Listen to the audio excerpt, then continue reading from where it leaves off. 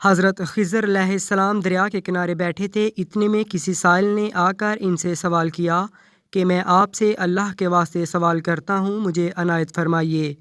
یہ سن کر حضرت خضر علیہ السلام پر بے ہوشی طاری ہو گئی۔ جب کچھ ہوش سنبھالا تو فرمانے لگے، بھائی میں تو صرف اپنی جان اور مال کا مالک ہوں، تم نے مجھ سے اللہ کے واسطے سوال کیا ہے، لہٰذا میں اپنی جان اور ذات تمہارے حوالے کرتا ہوں، تم جس طرح چاہو اس کو استعمال میں لاؤ، بازار میں فروخت کر کے اس کی قیمت سے فائدہ اٹھاؤ۔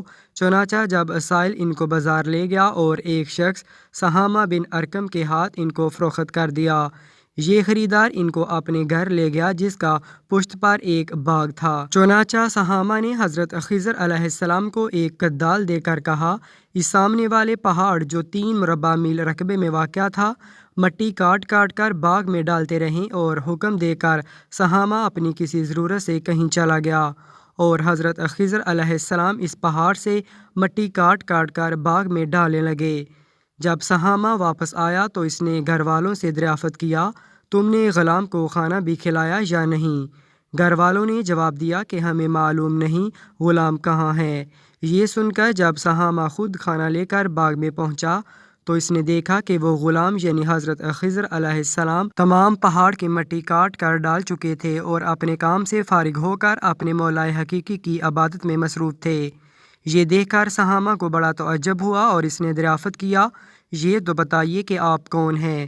یہ بات سن کر حضرت خضر علیہ السلام پر کچھ بے ہوشی سی طاری ہو گئی، اور پھر افاقہ ہونے پر انہوں نے فرمایا کہ میں خضر ہوں، جس کو سن کر سہامہ کے ہوش اڑ گئے کہ تو نے یہ کیا کیا، ان کو غلام بنا کر ایسے کام پر لگایا ہے، یہ تو انتہائی گستاخی ہوئی۔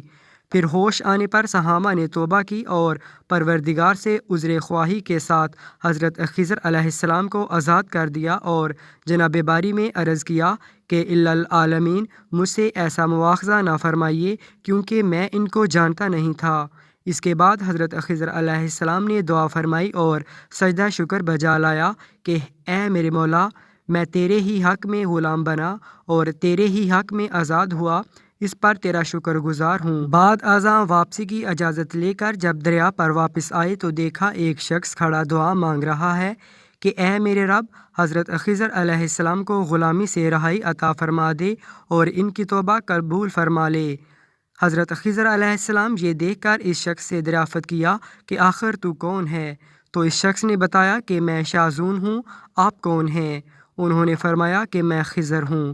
اس کے بعد شاذون نے کہا، اے خضر، تم نے اپنے لیے رہنے کا مکان بنا کر دنیا طلب کی ہے، کیونکہ حضرت خضر علیہ السلام کا دریا کے کنارے پر ایک عبادت خانہ تھا۔